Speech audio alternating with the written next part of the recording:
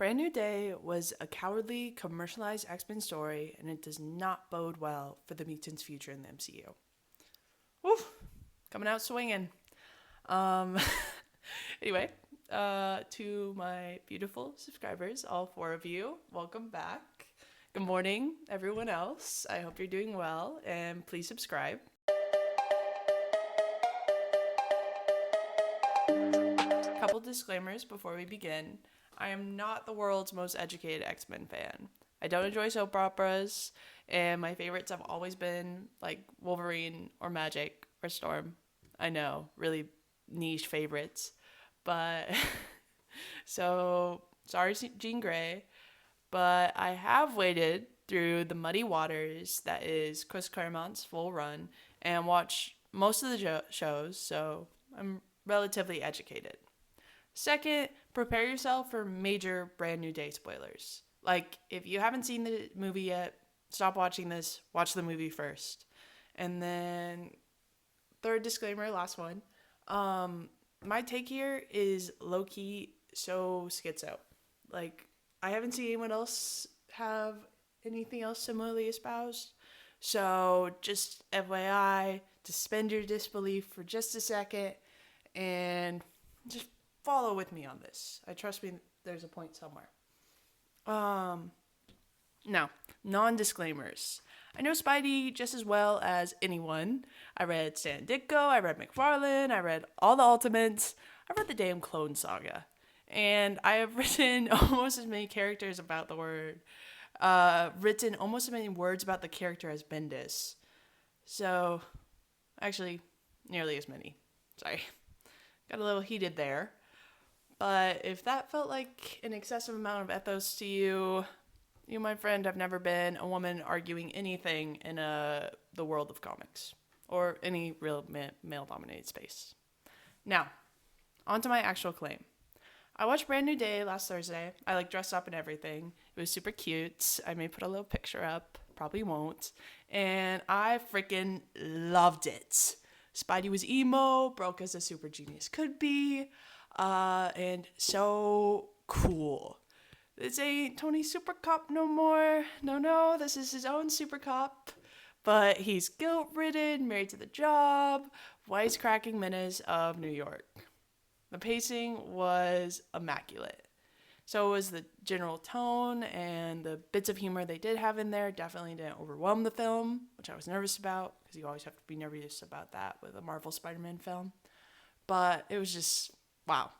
It almost made me excited for Doomsday. Not quite, but almost. Also, Tom Holland is peak hype, peak build, peak everything when it comes to Spider-Man, and I will die on that hill. But moving on.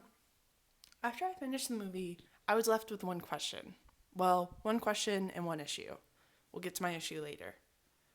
Why did they replace Annie with Jean's sister? For anyone unfamiliar with the current canon version of Jean's backstory, Annie was Jean's best friend. She died tragically in front of her, and Jean's powers activated at the moment of her death. Then boom, Jean got picked up by the world's worst centrist, meeting the hero and eventual all-powerful being we all know and love. Essentially, Annie was a catalyst for the entirety of Jean's story.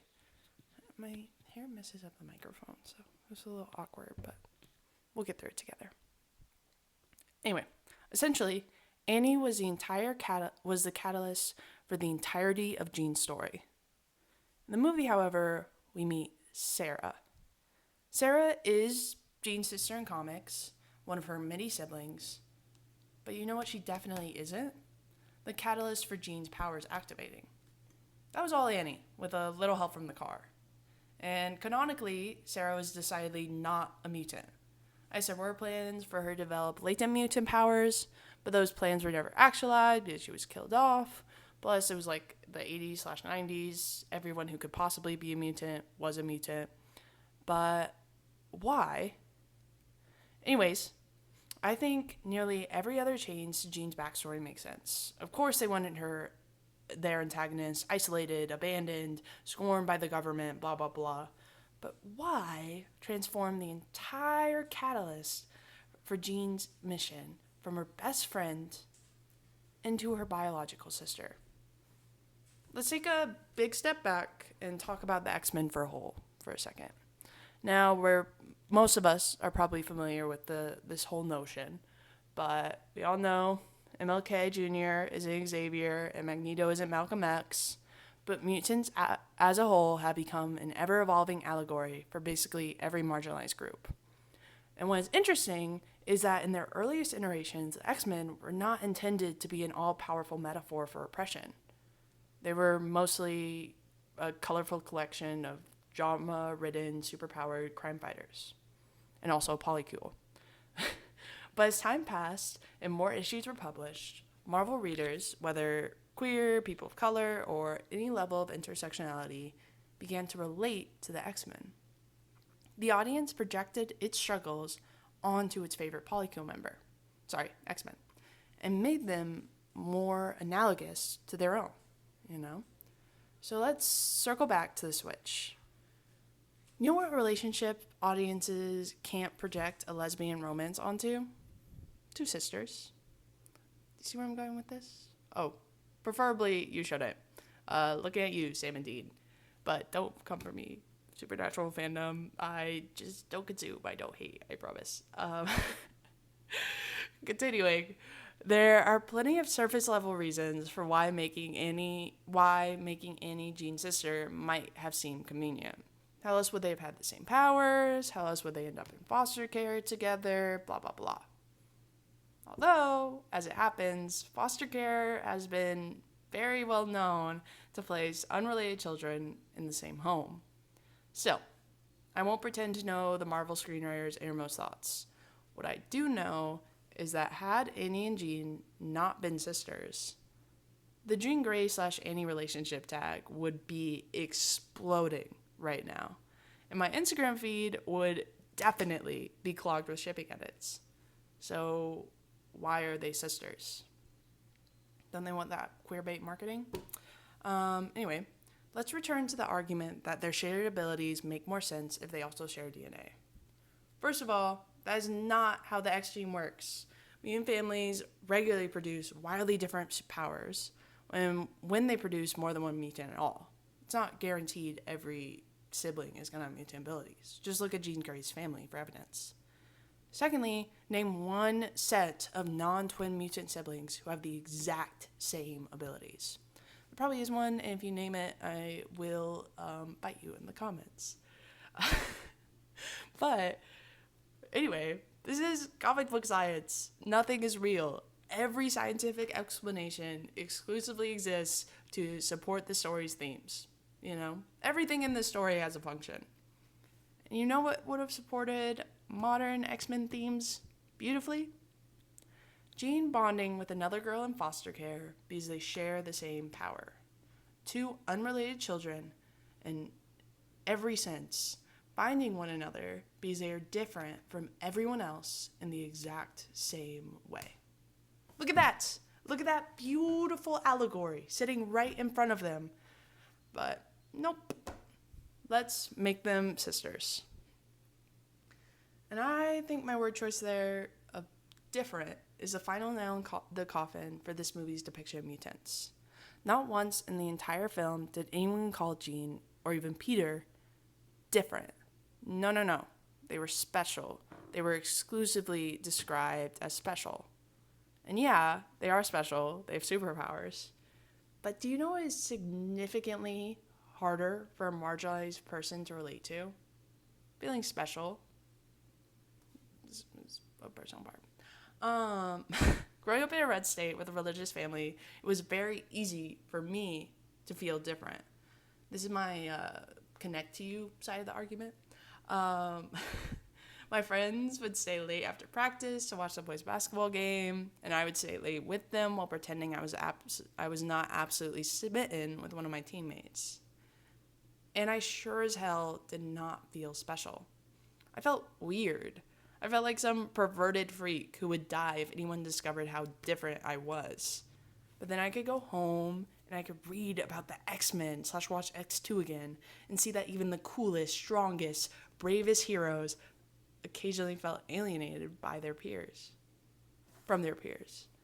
And I could see that the government hated them way more than it hated some middle-class, somewhat gay white girl. Suddenly, I wasn't alone. I saw myself in Jean Grey. She never asked to be born different. She wished her children wouldn't be born different whenever she does have cable. Or I guess Madeline wishes for cable to not be born mutant. And anyway, this was a piece of her that, if given the option, in many instances she would choose to remove it. But she couldn't. And she was different. She didn't lie down. She didn't hide it. Instead, she used those differences to inspire other mutants, which in turn inspired me. Sometimes she also used them to enforce the opinions of the world's most infuriating centrists, but that's not the point. Anyway, Marvel had the opportunity to pull off the biggest slam dunk imaginable when it came to representation that people don't even realize is representation. I'm not talking about casting. I'm not talking about lining all your woman characters up in a row during the final battle. I'm not talking about race swapping a character so your movie trends on Facebook. I'm talking about telling a story that is actually relatable to marginalized people. A story that represents the experiences marginalized individuals undergo with a few supersuits tossed in. So, an X-Men story.